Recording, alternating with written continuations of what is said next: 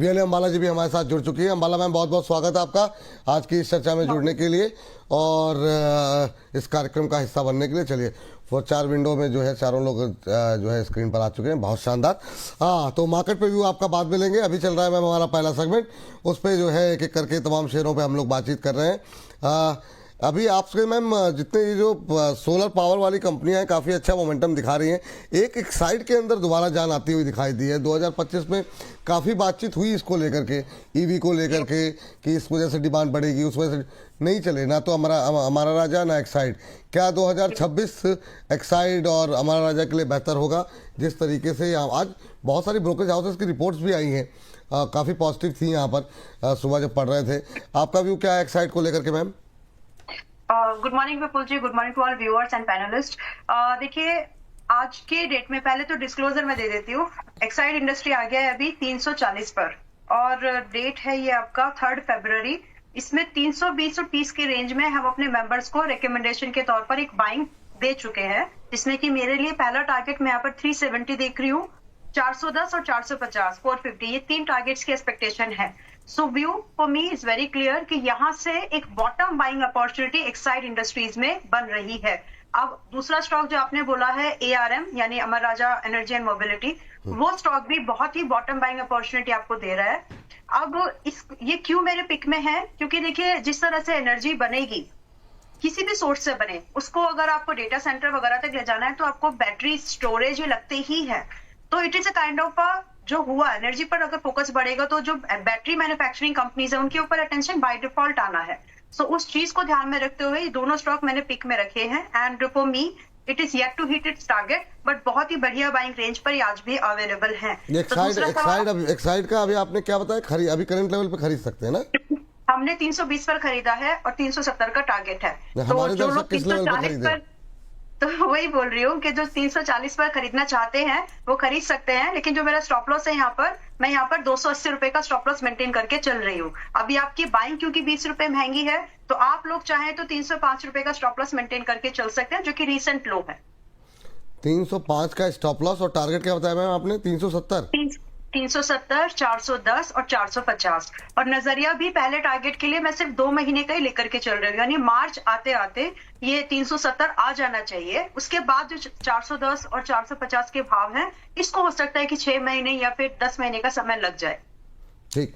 Exide जरा अगर हो सके तो हम एक्साइड हुआ या इथर हुआ, हम लोग इतने स्टॉक्स दिखा रहे हैं, जरा अगर टारगेट स्टॉप लॉस के साथ अगर हम दिखा सकें किसी को भी। इथर इंडस्ट्रीज में 2 कॉल जो है निकल के आई है, इथर और एक्साइड।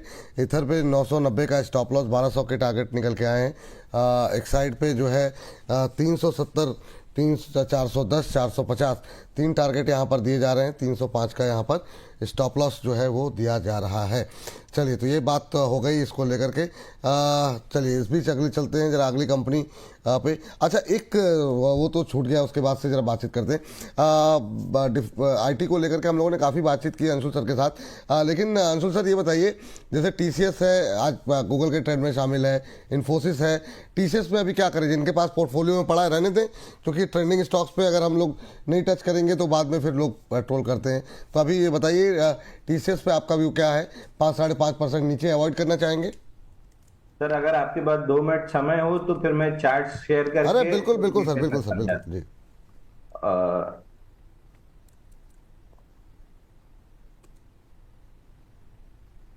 चार्ट दिख रहा हो तो बताइएगा सर। जी सर, आ गया सर स्क्रीन पे जी। देखिए, ये है CNX रियलिटी जी ठीक है जी जी। CNX रियलिटी, आपको याद होगा कि मैं बहुत समय से बेरिश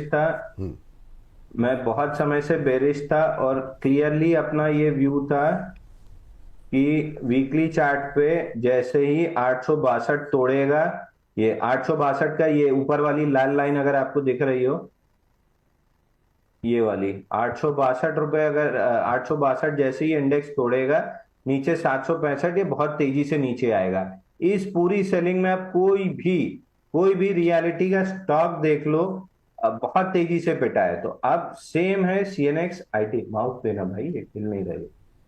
आप CNX IT आप देख लो। CNX IT में 30 हफ्ते का, ये 34 हफ्ते का कप एंड हैंडल पैटर्न बना था। यहाँ पे डेली चार्ट पे ब्रेकआउट आया, वर्टिकली गैप के साथ फेल हुआ है। तो पहला इसका सपोर्ट जोन बनता है सीएनएक्स आईटी पे, ये वाला स्विंग लो, ये है करीब 36,176 पे,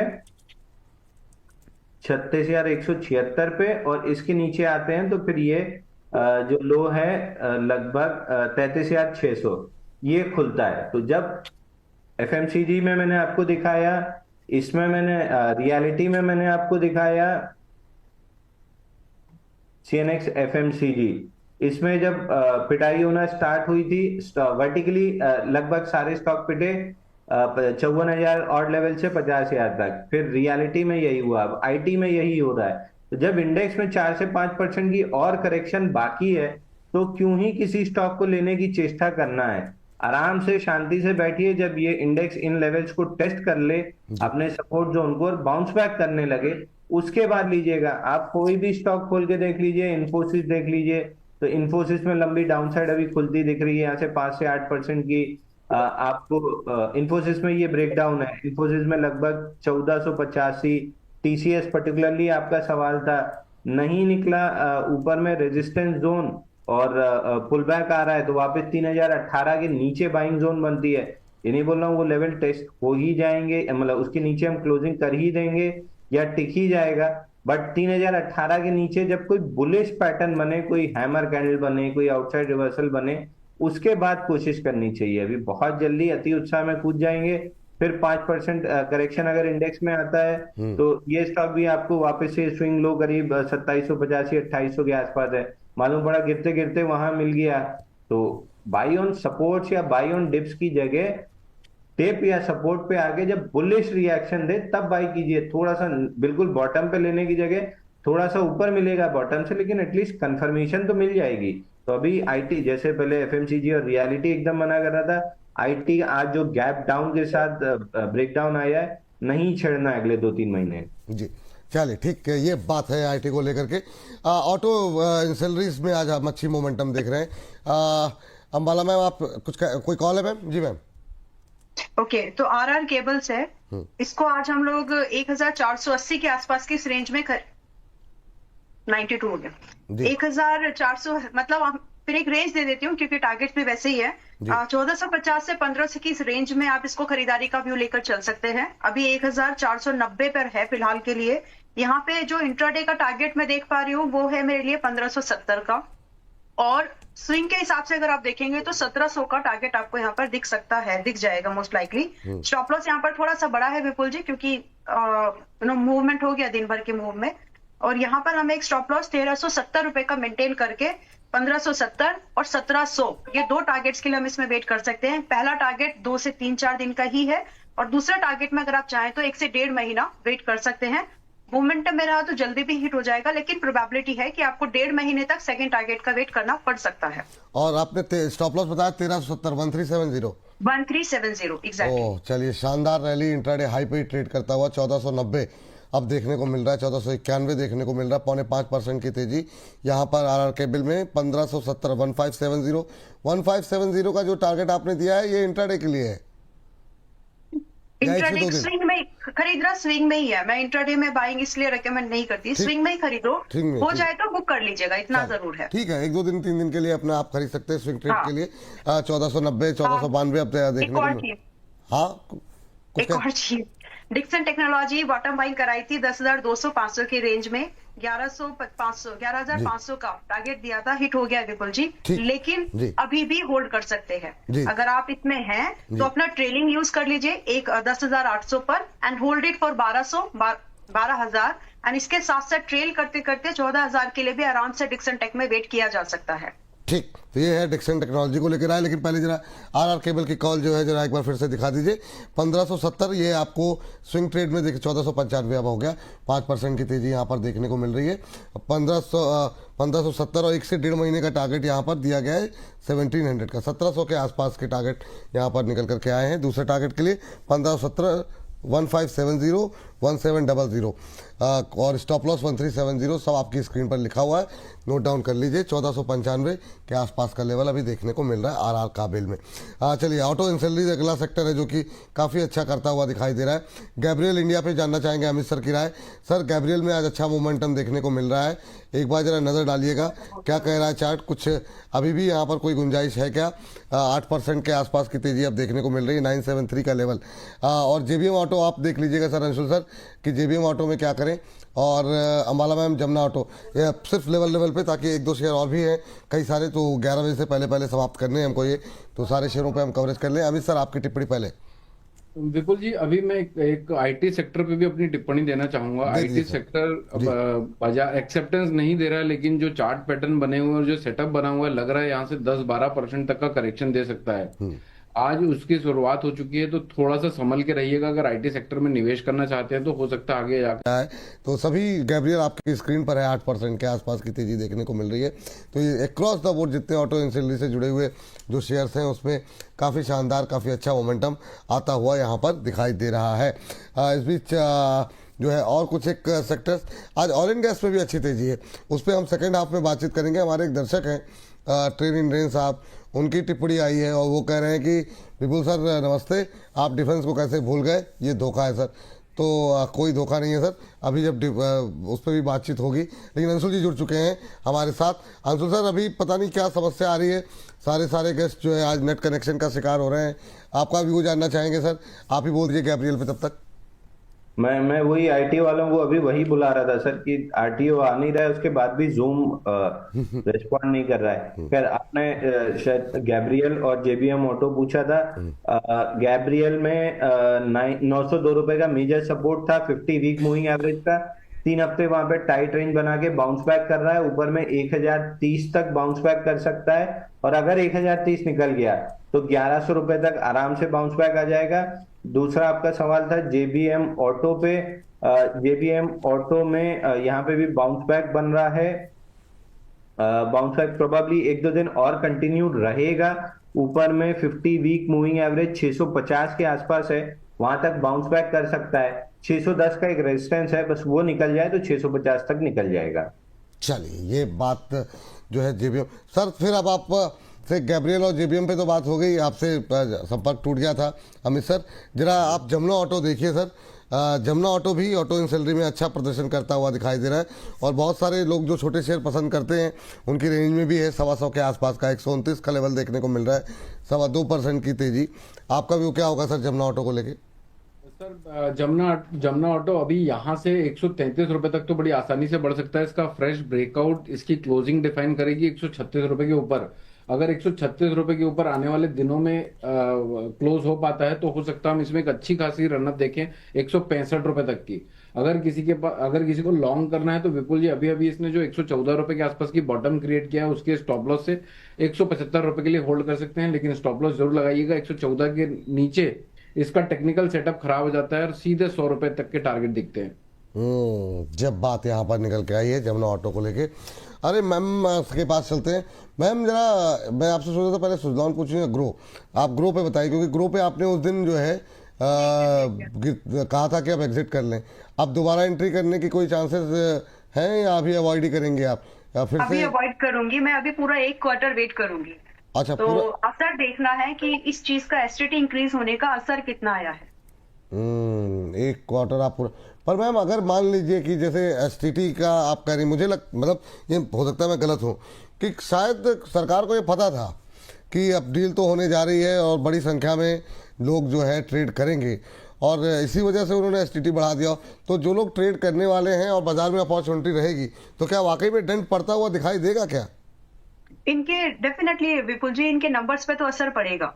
और उस नंबर का असर देखिए, पिछली बार इन लोगों ने मैनेज किया था, जो कंपनीज थी एमटीएफ ला करके, कोटक के एमटीएफ आए थे, जीरोधा ने एमटीएफ करके अपना रेवेन्यू कहीं ना कहीं मैनेज करने की कोशिश की। लेकिन अभी एमटीएफ वाला बाण भी चला लिया, एसटीटी इंक्रीज हो गई है, तो बचा क्या है? अभी फिर वही होगा कि आप सब्सक्रिप्शन बेचना शुरू तो कर नहीं सकते बीइंग अ ब्रोकर। तो फिलहाल I would like to wait, और मैं ग्रो में अगर मैं एक भाव देना चाहूं तो मुझे बहुत कंफर्टेबल बाइंग लगती है इस बार 130 135 की। अगर किसी वजह से आ जाए तो जरूर खरीदारी कर लेंगे।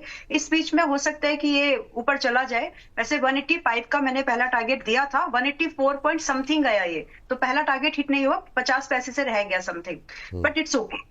अभी इसमें वेट एंड वॉच की ही मैं क्योंकि बहुत न्यूली एज कंपनी है, रिसेंटली लिस्ट है। अगर इसमें कुछ भी ज्यादा, और ज्यादातर जो इनके क्लाइंट्स है विपुल जी, ज्यादातर ऐसे ही हैं जो एफएनओ वाले हैं, बड़े जो डायरेक्ट ब्रोकरेज हाउस होते हैं जैसे आईसीआईसीआई डायरेक्ट, एचडीएफसी, इनका अलग क्लाइंट बेस है। बट जो ऑनलाइन डिस्काउंट ब्रोकिंग वाली कंपनीज हैं उनके ज्यादातर क्लाइंट यहीं से हैं जो एफएनओ काम करते हैं। तो I would like to definitely, मैं थोड़ा सा वेट करूंगी, मुझे अगर बेटर बाइंग मिली 130-35 पर तो डेफिनेटली बाय करेंगे। बट अभी I would like to wait for the उसका जो इम्पैक्ट कितना आ रहा है, आएगा, लेकिन कितना आएगा, सीवियर तो नहीं है, माइल्ड होकर के रुक जा रहा है, वो समझना मेरे लिए फिलहाल अब जरूरी है, क्योंकि ये एक इन्वेस्टमेंट के लिए अच्छा स्टॉक है। लेकिन खरीदना कहां पर है वो नंबर्स के साथ जब आ जाएंगे तब डिसाइड करेंगे। ठीक है मैम। अच्छा अंशुल सर, सुज़लॉन देखिए ना सर, ये मतलब ये 50 अभी भी इसके लिए मतलब इतनी बड़ी चुनौती ऐसा लग रहा है बन गया है। कल रिजल्ट्स भी आने हैं, तो क्या रिजल्ट का वेट करना चाहिए? अभी आपका व्यू क्या है सुज़लॉन को लेकर के? हालांकि 10 रुपये के लेवल को मजबूती से तोड़ नहीं पा रहा है, क्या करें सर सुज़लॉन में? सर सुज़लॉन में 50 मंथ मूविंग एवरेज कैचअप होना बाकी है, और चूंकि ये 50 मंथ मूविंग एवरेज है तो कम से कम 3 कैंडल तो लगेंगी अभी उसको कैचअप करने में। तो जब तक 46 रुपए प्रोटेक्टेड है, साइडवेज लग रहा है, मंथली मूविंग एवरेज कैचअप हो जाए 50 मंथ का, उसके बाद तेजी आनी चाहिए। तेजी में छोटे छोटे आपके रेजिस्टेंस मल्टीपल लेवल्स पे रहेंगे, daily weekly monthly swing highs पे, बट 84 रुपए तक का टारगेट खुलेगा। लेकिन जब तक 50 मंथ मूविंग एवरेज कैचअप नहीं हो रहा है तब तक मैं अवॉइड करके चलूंगा। हमारे पीसीआर के सर लोग कह रहे हैं कि 2-4 कैंडल हम भी देने को तैयार हैं, बहुत टाइम हो गया नहीं चल रहा, लेकर के कैंडल लगा दीजिए, चल जाए कम से कम किसी तरीके। कैंडल देने की जगह समय दीजिए सर, मूविंग एवरेज पढ़ने में समय दीजिए। मूविंग एवरेज 2 काम करता है, जब प्राइस मूविंग एवरेज से दूर होती है वो माशूका की तरह अट्रैक्ट करता है आपको अपनी तरफ, और जब आप मूविंग एवरेज के पास आ जाता है तो वो बीवी की तरह आपको दूर ढकेलता है। तो मूविंग एवरेज से मोहब्बत कर लीजिए, आपको फायदा, मतलब जब ये दूर रहेगा तो ये पुल बैक में अट्रैक्ट करेगा, जब पास आ जाएगा तो बीवी की जगह प्रेरित करके आपको ऑफिस की तरफ ढकेल दिया जाएगा। सर ये माशूका वाला फिर से सुनाइए सर, ये मतलब जो है ये मतलब बहुत लोग नोट डाउन कर लेंगे मुझे लगता है, तो एक बार फिर से सर जी। अब मेरी तो रही नहीं सर, तो मैंने मूविंग एवरेज से ये जो आपने संभाला है, ये जो आपने संभाला है सर। नहीं संभाला नहीं सर, ये दर्द बयां किया जा रहा है। ये आप चाहें तो कभी लक्ष्मी श्री में आके 16 साल हो गए मुझे यहाँ पे, आप किसी से भी कंफर्म कर सकते हैं। बस यही एक दुख दर्द पीड़ा या दुखती रस है जिसपे लोग, जिसकी वजह से आप मुस्कुरा नहीं पाते हैं कि हाँ बस ये मौका, बस यही एक मौका कभी नहीं मिल पाया जिसकी तमन्ना बहुत थी। तो moving average is nothing but magnet है और रिपल्सर दोनों की तरह एक्ट करता है। 20 डे मूविंग एवरेज मेन होता है 20, अगर आप शॉर्ट टर्म ट्रेडर हैं, मीडियम टर्म ट्रेडर हैं तो 50 होता है, और एक्सट्रीम लॉन्ग टर्म ट्रेडर हैं जो इन्वेस्टर वाले तो 200 डे होता है। अब बहुत ज्यादा 200 डे की रिलेवेंस रह नहीं गई, क्योंकि मार्केट अब ट्रेडिंग और स्विंग ट्रेडिंग का ज्यादा हो गया है। तो 20 और 50 डे मूविंग एवरेज से प्राइस अगर दूर जाती है, जो हम एटीआर एक्सटेंशन के थ्रू देखते हैं कि अगर एटीआर एक्सटेंशन हो गया है तो फिर वो मैग्नेट की तरह एक्ट करेगा, प्राइस या तो साइडवेज जाएगी और मूविंग एवरेज ऊपर आएगा, या फिर प्राइस मूविंग एवरेज की तरफ नीचे आएगी। और जब आ जाएगी तो वहां पे बेस बनाएगा और फिर वो लॉन्च पैड की तरह एक्ट करने लगेगा कि वहां से प्राइजेस जब लॉन्च होंगी तो फिर एक 20-30% का आपको मूव मिलेगा। ठीक, चलिए सर आपका समय भी हो गया है, तो इसी माशूका वाली बात के साथ आपको विदा करना चाहेंगे। जाने से पहले अभी अंशुल सर और अरुण जी की तरफ से ETFs को लेकर के जो बातचीत की गई है वो बातचीत अपलोड हो चुकी है।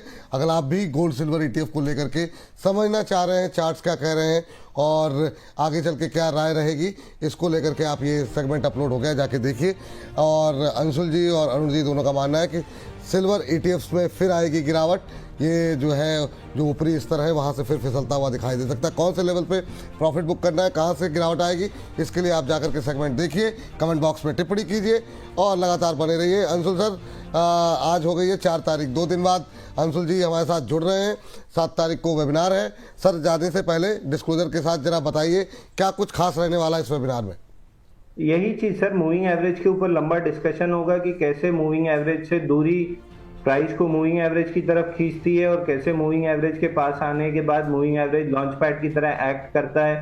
तो आपको वो जो 8 से 20% वाली मूव जब चाहिए होती है तो आपको मूविंग एवरेज से एकदम नजदीक या मूविंग एवरेज पे बाई करना चाहिए, और जब मूविंग एवरेज से दूर हो जाए तो एटीआर एक्सटेंशन फॉर्म होने लगता है, वहां पे आपको निकलना है। स्पेशली बीएससी हम डिस्कस कर लेंगे कि 3000 के पास जब एटीआर एक्सटेंशन आया था वहां से देखिए अभी तक नया ऑल टाइम हाई नहीं बन पाया है। तो यही सब चीजें डिस्कस होंगी।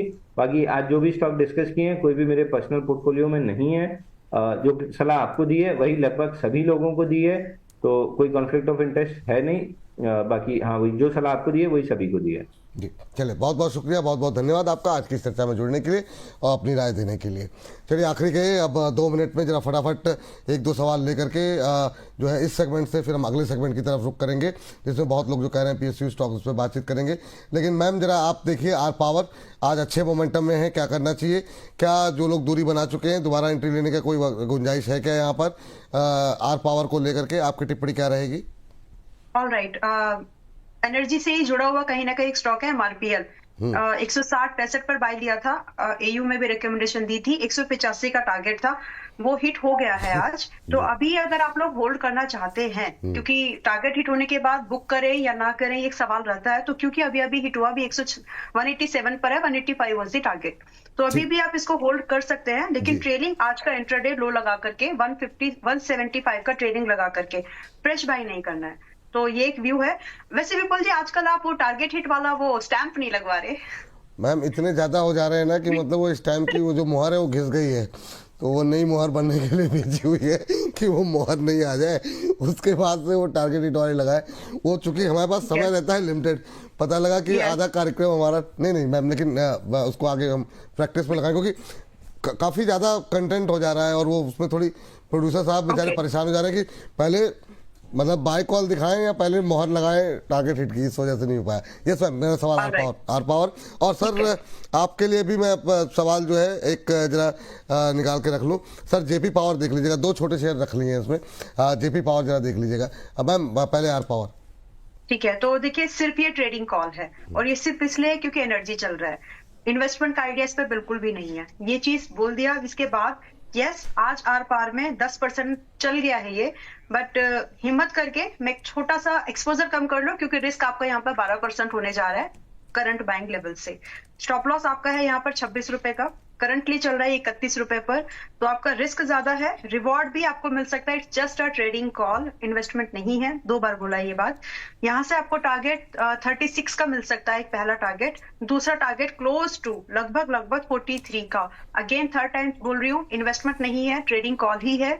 तो जैसे ही आपके टारगेट हिट हो जाए बिल्कुल शिद्दत से निकल जाइएगा। अगर स्टॉप लॉस हिट हो जाए तो ब्लेम कर लो जो करना है, लेकिन निकल जरूर जाना। चलिए ठीक है। JP power sir, last counter इस सेगमेंट का। जेपी पावर अभी 17 रुपए 65 पैसे के आसपास चल रहा है। विपुल जी, मुझे ऐसा लगता है अगर किसी के पास लॉन्ग है तो इसका प्रॉफिट बुकिंग 15 रुपए 85 पैसे के आसपास चल रहा है। मुझे ऐसा लगता है ये 16 रुपए 30 पैसे के आसपास इसके तगड़े सप्लाई जोन है। अगर किसी के पास लिया हुआ है तो एक बार प्रॉफिट बुक कर लीजिए। 13 रुपए 90 पैसे आने वाले समय में वापस से देखने को मिलेगा, वहां पर एंट्री प्लान करेंगे। चलिए ठीक, ये बात निकल के आती हुई इसी के साथ इस सेगमेंट को करेंगे यहीं पर समाप्त और कोशिश करेंगे कि इस सेगमेंट को हम 11:30 बजे आपके लिए उपलब्ध करा सके। हालांकि समय थोड़ा कम बचा है, लेकिन फिर भी प्रयास रहेगा कि जितनी जल्दी हो सके ये सेगमेंट आपके लिए हम उपलब्ध करा सकें। एक टिप्पणी लेते हैं, फटाफट PSU वाला सेगमेंट हम अपना शुरू करते हैं। बहुत लोग कह रहे थे कि भूल गए आप, ये ठीक नहीं है, लेकिन भूलेंगे नहीं, क्योंकि पावर और डिफेंस को लेकर के खास तौर से बातचीत करेंगे, क्योंकि इन सेगमेंट्स में मैम PSUs में भी क्या करना चाहिए क्या नहीं करना चाहिए इस पर बातचीत करेंगे। लेकिन इसके बीच में अदानी एनर्जी सोल्यूशंस पे जरा अमित सर आप ही देख लीजिए, अदानी एनर्जी सोल्यूशन पे क्या करना चाहिए। प्रीत कौर जी हैं, बहुत देर से सवाल पूछ रही हैं, 1020 पे लेकर के बैठी हुई हैं। क्या सलाह रहेगी आपकी तरफ से? विपुल जी, रेंज बाउंड लगता है बजाय अदानी एनर्जी। जब तक 1122 रुपए के ऊपर की क्लोजिंग नहीं आती तब तक 1330 रुपए के पोटेंशियल नहीं खुलेंगे। अगर किसी के पास ऑलरेडी है तो 1030 में और 1080 रुपए के जोन पर एक बार प्रॉफिट बुकिंग कर सकते हैं। आने वाले टाइम पर वापस से मुझे ऐसा लगता है जो अभी अभी इसने बॉटम टेस्ट किया 820 रुपए के आसपास की, वो वहां पर री एंट्री प्लान करने की अपॉर्चुनिटी प्रोबेबली मिलेगी। और अगर वो एंट्री नहीं भी मिली तो मुझे लगता है कि बहुत यहां से बाजार भागकर एक्स्ट्रॉर्डिनरी परफॉर्म नहीं करेंगे, कंसोलिडेट करेंगे लंबे समय के लिए। तो अगर ये भाव मिलते हैं 1080 1070 के आसपास तो एक बार मुनाफा ले लीजिए। चलिए ठीक है, ये बात निकल करके आई है और शुरू करते हैं आज की थीम, क्योंकि 11:06 हो गया। फटाफट जो है बहुत सारे शेयरों पे बातचीत करनी है। मैम, एनएलसी इंडिया से शुरू करना चाहेंगे। एनएलसी इंडिया आज अच्छे मोमेंटम में ट्रेड करता हुआ दिखाई दे रहा है। अभी क्या करना चाहिए? इन लेवल्स में क्या कोई फ्रेश एंट्री की कोई गुंजाइश है, या जिनके पास है वो क्या करें? 3.25% ऊपर 260 का लेवल देखने को मिल रहा है। बिल्कुल एक बार अटेम्प्ट तो इसमें करना चाहिए, because it is just at 200 दिन के मूविंग एवरेज के पास है। यहाँ पर खरीदने वालों के लिए इन्वेस्टमेंट, शॉर्ट टर्म ट्रेड, इन सब का एक छोटा रिस्क ही बनता है।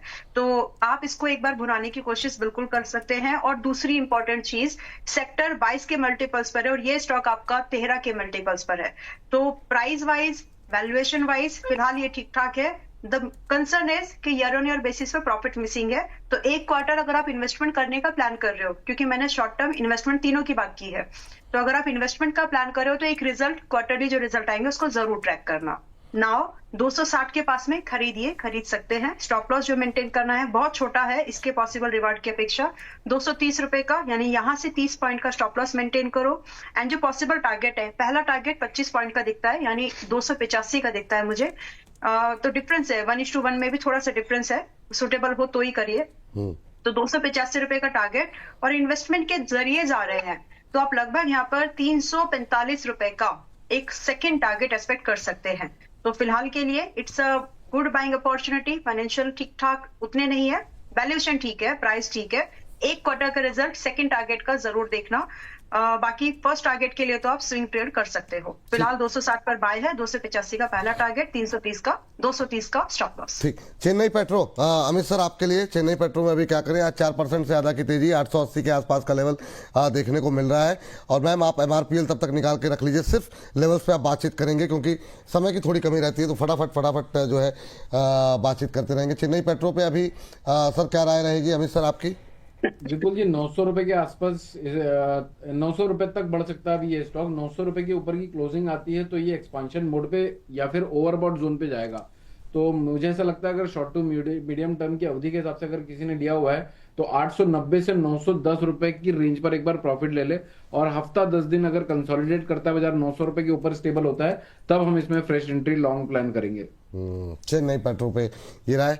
अमाला मैम, और सर तब तक आप पीएफसी देख लीजिएगा पावर में। जी आपने एमआरपीएल दिया है, लेकिन मुझे चेन्नई पेट्रो पर डिस्क्लोजर देना है संक्षिप्त में, बहुत छोटा। जी जी यस 27 जनवरी को मेंबर्स को ट्रेड रेकमेंड किया है 850 की रेंज में। तो टारगेट अभी हिट नहीं हुआ, it's an still active call. 900 रुपए का पहला टारगेट है। सो ये डिस्क्लोजर था क्योंकि स्टॉक का नाम आया। दूसरा, आपने मुझे एमआरपीएल बोला है, एक मिनट। एमआरपीएल पे वैसे हम बात कर चुके हैं एक बार, लेकिन फिर भी इसको अभी भी अगर होल्ड करना चाहते हैं जो लोग थे रिकमेंडेशन के तौर पे पहले से, अब यू प्लीज होल्ड दिस, क्योंकि यहाँ से जो अपसाइड की मूवमेंट अब भी बचती है वो 210 रुपए का एक पहला टारगेट और अभी 187 पर है आज खरीदने वालों के लिए डेफिनेटली। लेकिन जो लोग पहले से हैं, जिन्होंने 160-65 पे खरीदा है, वो लोग ट्रेल जरूर कर लीजिए 175-170 में क्लोजिंग बेस पर। तो फिलहाल के लिए it's a fresh bye also, अगर आप 210 रुपए का टारगेट देख रहे हो और 170 रुपए का स्टॉप लॉस मेंटेन कर सकते हो तो ठीक। ये हो गया एमआरपीएल। सर आपके लिए पीएफसी था सर? सर पीएफसी अभी मुझे ऐसा लगता है 422 रुपए तक और बढ़ सकता है, लेकिन इसमें बीटीएसटी नहीं है। 380 रुपए के अगर नीचे निकलता है तो वापस से एक बार करेक्टिव होगा बाजार 320 रुपए तक के लिए। तो किसी के पास लाओगे तो दो सलाह है, एक तो 375 रुपए के नीचे का स्टॉप लॉस मेंटेन करे, शॉर्ट टर्म और मीडियम टर्म की अवधि के हिसाब से लिया है। तो अगर मैं किसी की भी जगह रहता तो मैं शायद 420 रुपए के आसपास इसका, 420-425 के आसपास एक बार इसका मुनाफा ले लेता। डेली चार्ट में ओवरबॉट टेरिटरी में जा रहा है, मंथली चार्ट में सैचुरेटेड जोन पर जा रहा है। हो सकता है यहां से बाजार में एक वापस से करेक्शन ट्रिगर हो, इसीलिए 420 के आसपास एक बार मुनाफा लेने की सलाह है। 380 रुपए के नीचे के स्टॉप लॉस से लंबी समय के लिए अगर अवधि के लिए होल्ड करना चाहते हैं तो 380 के नीचे का ट्रेल स्टॉप लॉस से होल्ड कर सकते हैं। जी। पावर ग्रिड मैम, एक और पावर स्टॉक जिस पर कि आपसे पहले ही बात हुई है, एक बार जरा देखिए पावर ग्रिड में अभी क्या गुंजाइश हो सकती है। ऑलराइट। तब तक सर मेटल में हिंदुस्तान कॉपर देख 200 लीजिएगा सर आप जी। हाँ जी, तो अभी भी इसको होल्ड करना है और एनर्जी चलेगा। अभी जैसे मेटल्स की बात हो रही थी ना, अगर स्विंग में देखना है तो एनर्जी को देखो, तो एनर्जी अभी चलेंगे। फिलहाल कुछ स्टॉक्स हो गए हैं जो 20-25% ऊपर है, तो उनको थोड़ा रुक जाओ। लेकिन फिर भी to be specific Power Grid, क्योंकि ये एक मोनोपोलिक स्टॉक है और इसका काम यही करेगा, एनर्जी जनरेट होगी। लेकिन रीडिंग वाला जो काम है, this is the one of the monopolic company in this particular niche, और इसका काम आएगा। अभी जितनी ज्यादा एनर्जी पर फोकस है, इसका काम बढ़ेगा, इसके पास ऑर्डर्स आएंगे। सो सेइंग दिस, 290 पर है।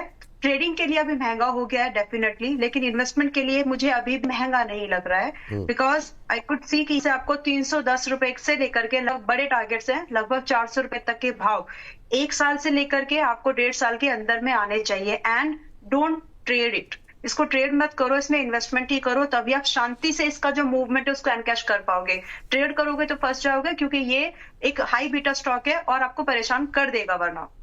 तो इन्वेस्टमेंट ही करिए। और फिलहाल के लिए अगर आप बाय कर रहे हो तो एक रेंज समझ लीजिए, 290 पे खरीद सकते हैं, डेफिनेटली कोई बुराई नहीं है। बट जस्ट बी रेडी कि अगर ये 270 की इस रेंज में आ जाए अगले 2-1 हफ्ते के अंदर, वहां भी थोड़ा सा एडिशन करना। You try to make your average price as close to 280-275। जितना एवरेज प्राइस बनाने की कोशिश करेंगे उतना ही छोटा आपका लॉस रहेगा, क्योंकि आपका स्टॉप लॉस यहाँ पर सिर्फ 250 रुपए का आपको मेंटेन करना है। और टारगेट जो है 320 के आसपास से आप ले लीजिए क्लोजिंग बेस पर। 320 से 400 के भाव आपको 1 से 1.5 साल के अंदर दिख जाने चाहिए। ट्रेड मत करना, इन्वेस्टमेंट का ही आइडिया है। चलिए ठीक है। सर मेटल पे कॉपर और जिंक दोनों पे ही आपकी राय जानना चाहेंगे, जरा देख लीजिए जी। हिंदुस्तान कॉपर, विपुल जी देखिए, अभी 758 रुपए के आसपास का हाई लगाकर इसने करेक्शन दिया, रिसेंट करेक्शन 580 रुपए तक का, अभी 626 रुपए के आसपास चल रहा है। मुझे ऐसा लगता है अगर कोई ऊपरी स्तरों पर फोमो के चक्कर में बाय करके अटका हुआ है तो उसको एक अपॉर्चुनिटी मिलेगी 545 रुपए, 645 और 655 रुपए के बीच में एग्जिट प्लान करने की। 2 ऑप्शन है, एक तो लॉन्ग टर्म के लिए अगर होल्ड करना चाहते हैं तो आप अपने स्टॉप लॉस को ट्रेल करके 588 रुपए का कर लीजिए, और अगर शॉर्ट टू मीडियम टर्म की अवधि के हिसाब से लिया हुआ था तो 645 के आसपास एक बार 645-655 के बीच में एग्जिट प्लान करिए। 2 स्ट्रक्चर बन रहे हैं। वीकली चार्ट सेटअप में बाजार ओवरबॉट टेरिटरी में था, अब फेयर वैल्यूएशन की तरफ बढ़ने की कोशिश कर रहा है, तो हो सकता है थोड़ा कंसोलिडेट करे। लेकिन अगर 580 रुपए के नीचे निकल जाता है तो ये सेटअप खराब हो जाएंगे और फिर हो सकता है बाजार 520 रुपए तक गिरे। जय बात। और जिंक भी सर, और मैम तब तक आप इरिडा देख लीजिएगा और एक डिफेंस का एचएल, इन 2 पे आप फटाफट ले लीजिए। सर हिंदुस्तान जिंक जी। हिंदुस्तान जिंक 655 रुपए के ऊपर ही कोई फ्रेश तेजी बनाएगा। अभी अभी इसने रीसेंट लो 563 रुपए के आसपास का टेस्ट किया है, अभी अच्छा बाउंस बैक भी 636 रुपए के आसपास ट्रेड करा रहा है। किसी के पास लॉन्ग है तो 650 के आसपास एक बार एग्जिट प्लान करिए। मुझे ऐसा लगता है कि 600 और 650 रुपए के बीच में हो सकता है कुछ लंबे समय के लिए इसका कंसोलिडेशन हो, फिर बाद में रैली देखने को मिले और हमारे जो हाईएस्ट थे 700 रुपए के आसपास की पॉसिबिलिटी बनेगी। तो एक बार एग्जिट प्लान करना चाहिए 650 के आसपास। इनकेस 670 रुपए के ऊपर की क्लोजिंग आ जाती है तो हो सकता है हम वापस से जो अभी रीसेंट आए 740 रुपए के उसके ऊपर बढ़ता हुआ बाजार को देखें। चलिए, ये बात जो है वो हिंदुस्तान जिंक को लेकर के। मैम आपके पास आते हैं, और कॉपर और जिंक के बाद आपका व्यू, जो आपको 2 शेयर दिए गए, इरेडा दिया है और इरिडा और एचएल जी। ठीक है, तो इरेडा भी 130 है, राउंड फिगर 130 है, और to me 125-135 is the accumulation zone में जी। यहाँ से आपका रिस्क छोटा सा है, सिर्फ 115 रुपए पर अपना स्टॉप लॉस मेंटेन करो, और इसको थोड़ा छोटा कर लिया अभी हमने। 115 रुपए पर स्टॉप लॉस मेंटेन करिए। स्विंग का टारगेट देख रहे हैं तो 145 रुपए एक्सपेक्टेशन है। इन्वेस्टमेंट का के तौर पर अगर आप देख रहे हैं जिसमें समय देना पड़ेगा, 160 रुपए should be the very first target आज इन्वेस्टमेंट करने वालों के लिए। स्विंग का 145 और 160 कम से कम जो इन्वेस्टमेंट प्लान कर रहे हैं। इसके बाद अगर आप चाहें तो होल्ड करके ट्रेल कर सकते हैं, लेकिन उसके बाद फिर बुकिंग आएगी। तो ये 2 मिनिमम टारगेट्स है जो इरेडा में मुझे दिखते हैं। स्टॉप लॉस 115 के नीचे मत रखो और छोटा रखिए उसको। अच्छा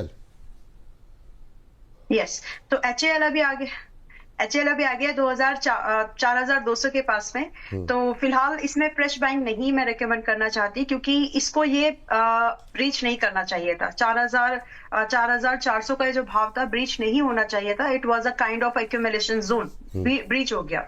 तो फिलहाल अब इसमें अगर बाइंग करना है, वेट एंड वॉच कर लीजिए। सबसे पहले तो जल्दबाजी नहीं करो। डिफेंस के स्टॉक्स में हो सकता है कि सेंटिमेंटल ट्रेड, प्रॉफिट बुकिंग बोलिए या जो भी आपको दिखेगा वो होगा इन स्टॉक्स में। तो फिलहाल के लिए मैं ज्यादा कंफर्टेबल हूं। HCL अगर मुझे मिल जाए 3800 के आसपास, 4200 पर है अभी, तो अलग से यहाँ पर हमें और डिक्लाइन की पॉसिबिलिटीज लगती है, लगभग 10 से 15% की। तो फिलहाल मैं वेट करना चाहूंगी। No fresh buy from my side. नहीं, अभी नहीं खरीदारी नहीं करनी है। BDL और BL सर आपके हिस्से जाता है, जरा एक बार नज़र डालिए क्या करना चाहिए। BL हालांकि तब भी कोशिश कर रहा है हायर लेवल पे थोड़ा सा टिकने की, 440 के आसपास। BDL में भी उतनी गिरावट नहीं है जितनी HL में देखने को मिली है। इन दोनों पे आपका व्यू क्या है? सर ट्रेड पैटर्न तो एकदम खराब हो रखे हैं। जब तक ये 1515 के ऊपर BDL नहीं निकलता है तब तक तकलीफों का समय बरकरार रह सकता है। 1111 रुपए तक के टारगेट्स दिखते हैं। अगर 1111 रुपए के आसपास मिले तो वो एक वैल्यू बाइंग जोन होता है। तो दो जोन है, 1111 रुपए पहला जोन और दूसरा 910 रुपए। इन केस अगर यहाँ तक गिरता हुआ कभी आने वाले समय में हमें बाजार मिले तो यहाँ पर एक्यूमुलेट करना चाहिए। ओवरऑल फ्रेश तेजी जो ट्रिगर होगी वो 1515 के ऊपर होनी चाहिए। तो अभी करंट मार्केट प्राइस में अगर लेने जाते हैं तो रिस्क रिवॉर्ड मैच नहीं करता है। तो बेटर ये है कि अगर कोई अपॉर्चुनिटी मिले 1111 रुपए के आसपास तो उन जोन पर एक बार बाइंग अपॉर्चुनिटी ढूंढेंगे। दोनों में सर, BL पे दूसरा एक और चीज मैं बोलना चाहूंगा विपुल जी, अभी हमने IT सेक्टर के बारे में भी कमेंट्री करी थी और डिफेंस सेक्टर, दोनों सेक्टर में मुझे ऐसा लग रहा है कि अगले 2 से 3 महीने कोई बड़ी स्ट्रेंथ देखने को नहीं मिलेगी, नहीं मिल सकती। और यहाँ से 5 से 7% मिनिमम ये दोनों सेक्टर गिर सकते हैं। तो अगर इन सेक्टरों में किसी के पास कोई होल्डिंग पड़ी हुई है तो थोड़ा सा कॉशियस हो जाइएगा। आज भी वक्त है। अगर आप लोगों को एक रिजनेबल रेट में एग्जिट मिलती है तो एग्जिट प्लान करके री एंट्री प्लान करिए 2-3 महीने बाद। चलिए, तो अभी डिफेंस में अगले थोड़े से समय जो है वो थोड़ा मुश्किल भरा हो सकता है, ये मानना है। मैम मझगांव और जरा GRSC के पे एक नज़र आप डाल लीजिए। और फिर हर्ष आ चुके हैं तो जी कुछ कह रहे हैं सर? भारत इलेक्ट्रॉनिक्स, हाँ भारत इलेक्ट्रॉनिक्स जी रह गया जी। भारत इलेक्ट्रॉनिक्स में विपुल जी जब तक ये 434 रुपए के ऊपर है तब तक तो कोई दिक्कत नहीं है, लेकिन फिर भी 450 रुपए के ऊपर निकलने क्लोज होने के बाद इसमें अपर साइड के और पोटेंशियल खुलेंगे।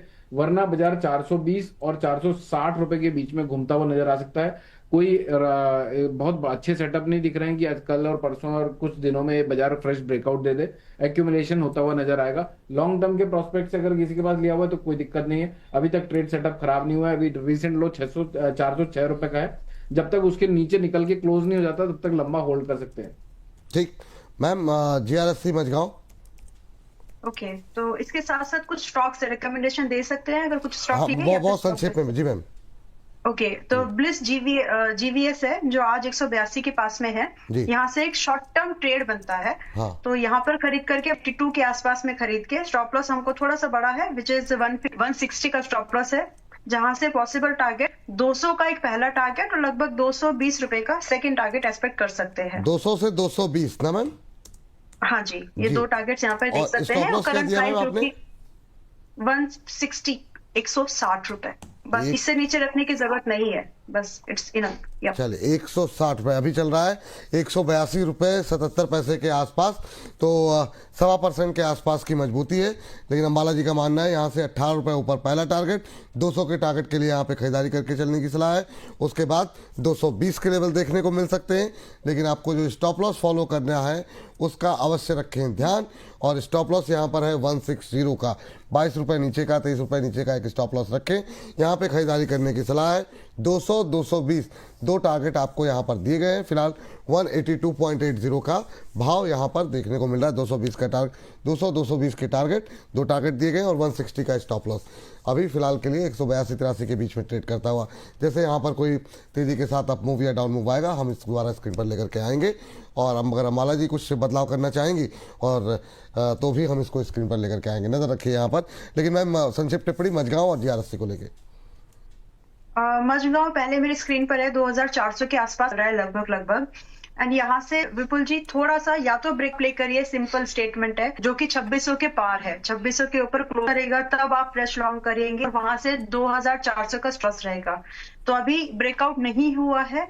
दूसरा नजरिया अगर आप इसमें देख रहे हैं कि अगर आज के लिए खरीदना है या नहीं खरीदना है, या तो ब्रेकआउट या फिर एक बहुत ही बेहतर बाइंग जो 2000 आसपास मिलेगी आपको, और अभी ये 2400 पर। सो सिंपल स्टेटमेंट है, अभी कोई भी बाइंग का ना तो बॉटम बाइंग मिल रही है और ना ही ब्रेकआउट मोमेंटम मिल रहा है, तो फिलहाल अवॉइड, टच मत करो इसको, अवॉइड रखो फिलहाल के लिए। चलिए GRSC दूसरा स्टॉक जो लोग, जी GRSC आ गया है अभी आपका 2500 के पास में। Same view monthly time frame पर मुझे लगता है कि इसमें और थोड़ा पिट बुकिंग आएगी, लेकिन अगर पहले से हो स्टॉक फ्रेश बाइंग भी करना है या पहले से हो, दोनों के लिए ये व्यू रहेगा कि आप फ्रेश बाइंग भी कर सकते हैं, जिसमें कि स्टॉप लॉस है आपका 2100 मेंटेन करना है क्लोजिंग बेस्ड पर, और अगर आप पहले से हो तो भी यही स्टॉप लॉस आपको मेंटेन करना चाहिए। फ्रेश एडिशन नहीं करें, जिनके पास पहले से उसी क्वांटिटी को रखो। जो ट्रेड करना चाह रहे हैं सिर्फ इन्वेस्टमेंट नहीं, वो यहाँ पर 2520 के आसपास एक व्यू रख सकते हैं गाड़ी का, जिसमें कि स्विंग ट्रेड का टारगेट आपको 2950 लगभग 3100 का मिल सकता है, but it is a kind of a risky trade, तो एक्सपोजर को जितना हो सके छोटा रखना। जो एक्सपोजर छोटा रखें। नाल्को पे सर आपकी राय जानना चाहेंगे मैम। सिर्फ 30 सेकंड में आप लेवल्स ध्यान रखिएगा। आपने बोला था NHPC और SJVN को 2 दिन पहले बातचीत हुई थी आपसे, अगर खाली उनके लेवल्स, क्योंकि पावर और डिफेंस पे ही तम लगेगा। सर आपकी टिप्पणी नाल्को को लेकर, लेकिन इस बीच एक ट्रेन इन रेन हमारे दर्शक कह रहे हैं सर एस्ट्रोलॉजी ने बताया है कि 15 फरवरी के बाद वॉर कंडीशन बन रही है, इसलिए डिफेंस में तेजी आएगी। तो सर यहाँ पर एस्ट्रोलॉजी की भी टिप्पणियाँ आ रही हैं। जी सर, नाल्को सर एल्यूमिनियम में क्या लग रहा है व्यू आपको? सर एक मिनट, आपने मुझे NHPC और कौन सा SJVN मैम, SJVN सतलुज जल विद्युत निगम। जी मैडम नाल्को में आप व्यू दे दीजिए। IEX भी ठीक ठाक है मैम, आप ही पहले व्यू दे दीजिए, तब तक नाल्को अमित सर देख रहे हैं, क्योंकि समय जो है तेजी से समाप्त हो रहा है। जी ऑलराइट, तो जी NHPC अभी आ गया है 7980 के पास, हम इसको बोलेंगे buy. From my side it's a buy. Stop loss छोटा, ये जितना जितना ऊपर जाए उतना उतना छोटा करते जाइएगा। फिलहाल आपका स्टॉप यहाँ पर 72 का ही है। जो पॉसिबल NHPC में मुझे दिखते हैं वो 84 का है मिनिमम, और उसके बाद इट डिपेंड्स, अगर आप होल्ड कर सकते हैं तो 92 के ऊपर भी इसको जाते हुए देख पाएंगे। तो ये भाव है जो आप ट्रैक कर सकते हैं टारगेट के तौर पर। स्टॉप लॉस 72 का ही मेंटेन करना है अगर आज खरीद रहे हैं तो। दूसरा स्टॉक है SJVN। SJVN आगे आपका 73 पर। मुझे लगता है it is also a buying opportunity. Energy purpose है तो थोड़ा सा एक्सपोजर कम कर लो, अगर आपको स्टॉप लॉस बड़ा लगे तो। आज के करंट प्राइस पर भी खरीद सकते हैं। 62 रुपीज का कम से कम टारगेट स्टॉप रहेगा यहाँ पर, क्योंकि टारगेट भी वैसे ही है। मैं यहाँ पर 85 रुपीज का टारगेट देख रही हूँ करंट प्राइस पर खरीदने वालों के लिए। दो इसको रिव्यू कर रही हूँ जब भी, तो ये फ्रेश लेवल चल रहे हैं, तो 85 और वापस से आपको यहाँ पर 95 के ये दो भाव तो दिख जाएंगे। फर्दर अगर आपको होल्ड करना है तो ट्रेलिंग के साथ होल्ड कर सकते हैं, ट्रेलिंग साथ ही। विपुल जी, IEX भी है, एनर्जी का ही स्टॉक है। हाँ IEX जी मैम, जी यस, तो IEX को मुझे नहीं लगता कि मिस करना चाहिए। 126 पर आया है। धीरे धीरे एक स्लो धीरे मोड पर, स्लो मोड पर हम यहाँ पर 120 रुपए से लेकर के 126 की रेंज में, रेंज इसलिए दिया ताकि आप एंट्री आराम से कर सके, कोई प्रॉब्लम ना हो। तो 120 से 126 रेंज में बाइंग ले सकते हैं, जिसमें कि टारगेट यहाँ पर पहला मिलेगा लगभग 140 रुपए का, and that could extend up to 180। Stop loss यहाँ पर क्लोजिंग बेस पर 100 रुपए का मेंटेन करना है। तो आपका risk reward first target stop loss के कंपेरिजन में 1:1 ही। तो देख लो, अगर कंफर्टेबल लगे तो ट्राई कर सकते हैं। ठीक, IEX पर भी नजर रखें।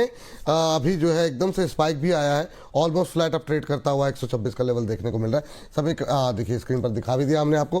तो यहाँ पे जो लेवल्स हैं उसको आप पीछे जाके सुन लीजिएगा। तब तक नाल्को पे टिप्पणी, समय ज़्यादा हो गया है। सर बहुत संक्षिप्त टिप्पणी नाल्को को लेकर क्या करें, इसी के साथ इस सेगमेंट को समाप्त करेंगे। जी सर। नेल्को सर अभी इसने रीसेंट बॉटम बनाया 341 रुपए के आसपास की। मुझे लगता है जब तक ये ब्रेक नहीं होती है तब तक कोई फ्रेश डाउनसाइड ट्रिगर हो जाए इसकी उम्मीद कम है। लेकिन वापस से एक बार 355 रुपए के आसपास एंट्री प्लान मिल सकती है, तो वहां पर लेना है, तब वैल्यू बाय होगा, तब रिस्क रिवॉर्ड मैच होगा। 355 में लेके 385 रुपए के टारगेट्स रहेंगे। 355 पे लेना है, 385 के टारगेट होंगे। स्ट्रिक्ट स्टॉप लॉस 343 रुपए के नीचे का। चलिए तो ये इसी के साथ इस सेगमेंट को करेंगे समाप्त। अगले सेगमेंट का करेंगे आगाज। शुरू करते हैं ब्रोकर बोले।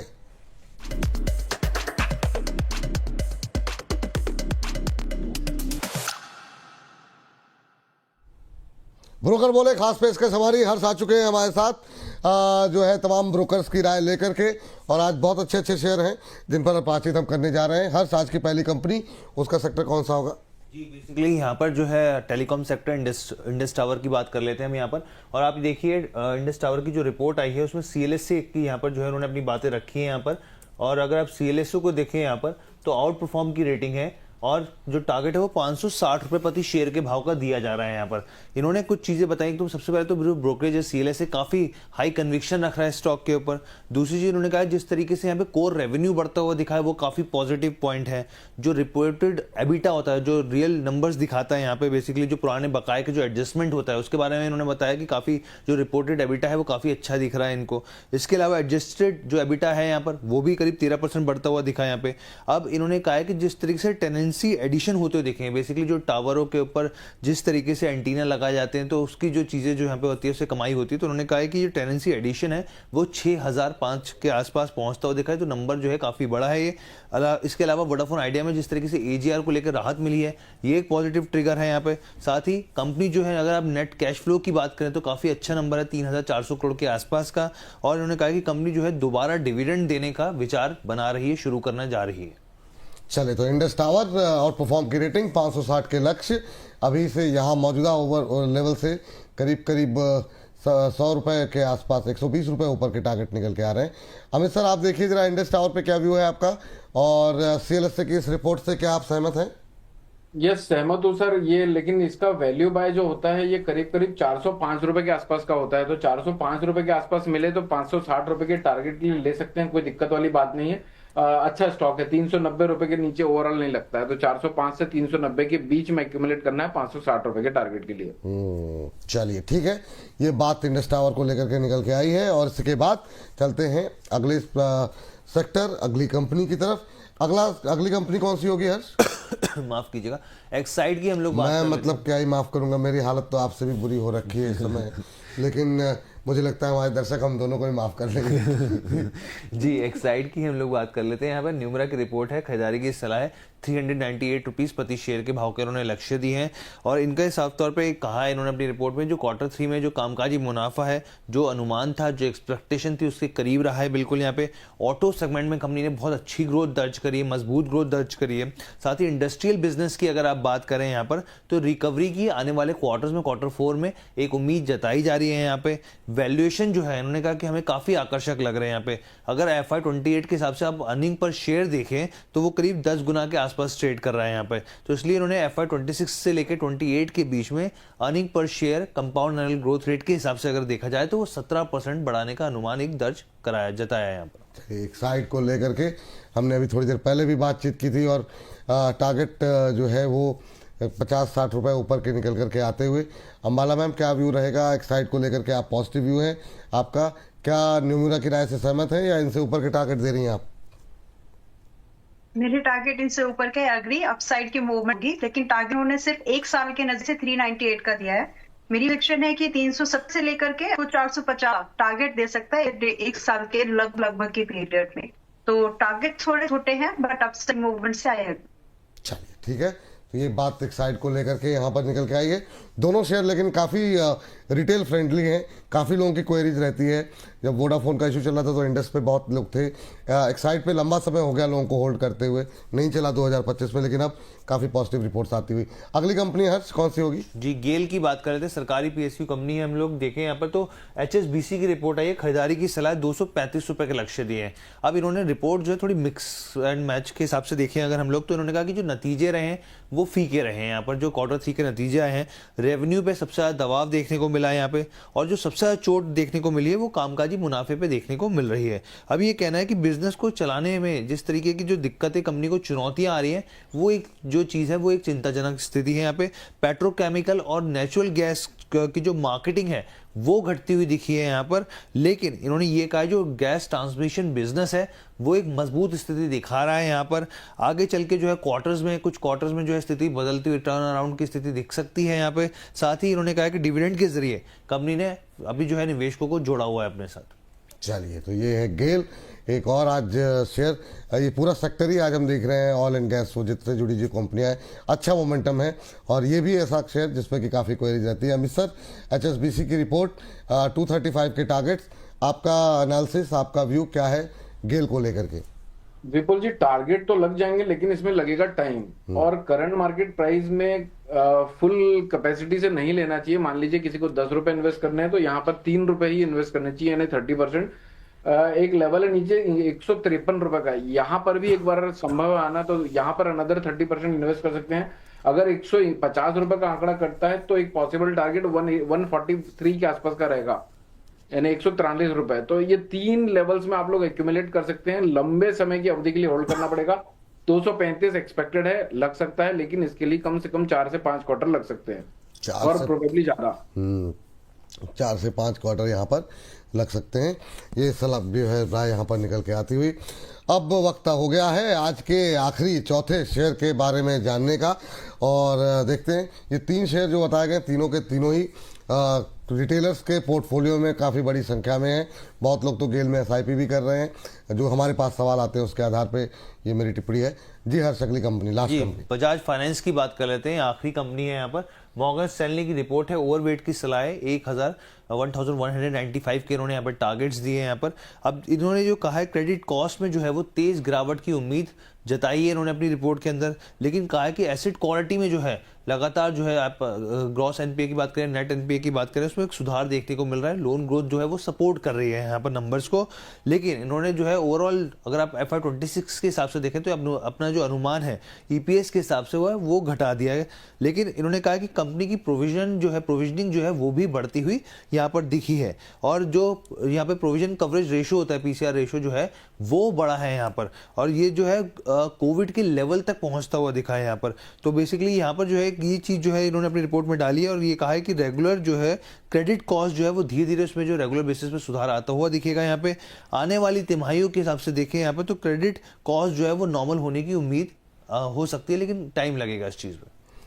जी, चलिए, इस बीच जो है अंबाला मैम से इस पर राय लेते हैं। 1195 रुपए के लक्ष्य निकल के आए हैं बजाज फाइनेंस पे, लेकिन इस पर राय लें, हालांकि समय थोड़ा ज़्यादा हो गया है, लेकिन हमारे एक दर्शक हैं हर्ष, थोड़ा गौर फरमाइएगा। तो हर्ष जी के लिए टिप्पणी आई है, और हमारे जो दर्शक हैं उनकी तरफ से कहा गया कि ट्रेन इन रेंज जी की तरफ से कहा गया टिप्पणी जी कि हर्ष जी को प्रॉपर डाइट फॉलो करने की बहुत ज़्यादा ज़रूरत है, काफ़ी कमज़ोर लग रहे हैं। अंशुमान सर जिम जा कर के कितने फिट हो गए हैं। तो हर्ष, ये जो आप मेहनत कर रहे हैं, लोग चिंतित हो रहे हैं कि आपका स्वास्थ्य जो है कमज़ोर हो रहा है, तो इस पर थोड़ा सा आप ध्यान दीजिए। बाकी जो है बजाज फाइनेंस के स्वास्थ्य के बारे में जानकारी अंबाला मैम से ले लेते हैं। अंबाला मैम, क्या टिप्पणी रहेगी बजाज फाइनेंस पे?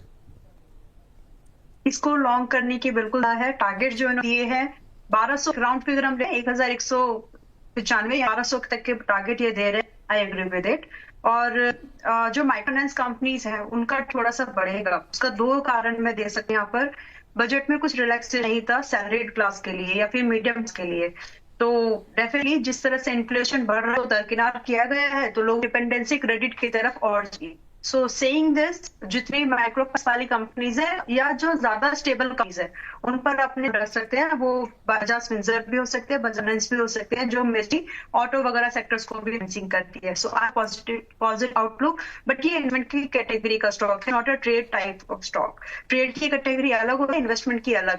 1 साल में भाव आराम से आएगा, I agree with it. Upside की पोटेंशियल जो इन्होंने यहाँ पर की है close to 20%, which is very possible. Stop loss जरूर ध्यान में रखें कि अगर आप आज इनकी रिपोर्ट के साथ हमारे व्यू साथ खरीदार कर रहे हैं तो 850 रुपए का स्टॉप लॉस लगाइएगा।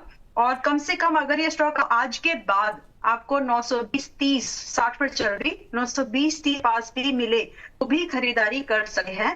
टारगेट वही है कि आप यहाँ पर टारगेट 1080 से लेकर 1200 का एक्सपेक्ट करते हैं। बिल्कुल, चलिए ठीक है, तो इस सेगमेंट को भी अब समाप्त करने की बारी है, और मुझे जो समय दिया गया था उससे मैं 1 मिनट एक्सीड कर गया हूँ। हमारे दूसरे सेगमेंट के मेहमान आ चुके हैं, लेकिन फटाफट अपडेट दे देते हैं कि अभी कौन कौन से सेगमेंट अपलोड हो चुके हैं। तो जो है स्क्रीन पर जरा फटाफट लेकर के आ जाइए। हमने जो है सिल्वर ETF को लेकर के बातचीत की, वो सेगमेंट हमारा अपलोड हो चुका है। और इसके अलावा अंबाला मैम, अमित जी और अंशुल जी के साथ चले दोनों आ गए। सिल्वर ईटीएफ में फिर आएगी गिरावट, ये अंशुल जी और अरुण जी के साथ हमने सेगमेंट किया। अभी अगर ईटीएफ को लेकर के कोई डाउट है तो जा करके देखिए किन लेवल्स पे गिरावट आ सकती है, कितनी गिरावट आ सकती है, क्या मानना है अरुण जी और अंशुल जी का।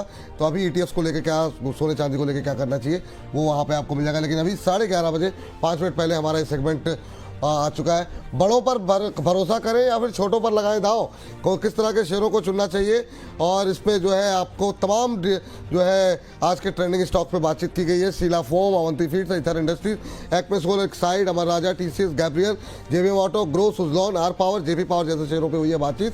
समय हो गया समाप्त। मैम बहुत संक्षेप में बिना किसी अपडेट के आप दोनों से खाली डिस्क्लोजर। मैम आप पहले आपका। ओके, बहुत सारे स्टॉक्स डिस्कस हुए हैं जिसमें कि मोस्ट स्टॉक्स रहे। जहां मुझे याद आया मैं उसके पास से तो बताया है, उसके अलावा स्टॉक रिकमेंडेशन मेंबर्स के उसमें हो सकती है, बट मेरे पोर्टफोलियो में ऐसे स्टॉक नहीं है जो मैंने यहाँ पर रेकमेंड किया है और होल्डिंग में हो। जाते जाते एक दो लाइन जरूर बोलूंगी प्लीज। मार्केट धैर्य इनाम देती है, लालच को सजा, ये नियम हर गिरावट में बार दोहराती रही है। तो बस इसको ध्यान से। बहुत शानदार मैम, बहुत शानदार। इसी तरीके से शेर व शायरी इस तरीके से एनालिसिस करते रहिए। अमित सर, अगली बार आपको नया कंपटीशन मिल रहा है, कुछ बढ़िया सा शेर व शायरी की डायलॉग के साथ साथ शेर व शायरी भी चलेगी। Disclosure sir. जब बात जी सर, डिस्क्लोजर। सर मेरी पर्सनल पोजीशन कहीं पर कुछ भी नहीं है। हो सकता है हमने अपने क्लाइंटों को same view same setup share किया हुआ हो। आप जो भी ट्रेड करते हैं ध्यान में रखिए कि पास्ट परफॉर्मेंस फ्यूचर रिटर्न्स की गारंटी नहीं देता है। मेक श्योर कि आप जिस भी फाइनेंशियल एडवाइजर से संपर्क करने के बाद कंक्लूजन पे आते हैं वो सेबी रजिस्टर्ड रिसर्च एनालिस्ट हो। जी चलिए, तो आप दोनों का बहुत बहुत शुक्रिया, धन्यवाद आज की चर्चा में जुड़ने के लिए। प्रतिभूति बाजार में निवेश बाजार जोखिमों के अधीन है। निवेश करने से पहले सभी संबंधित दस्तावेजों को ध्यान से पढ़ें।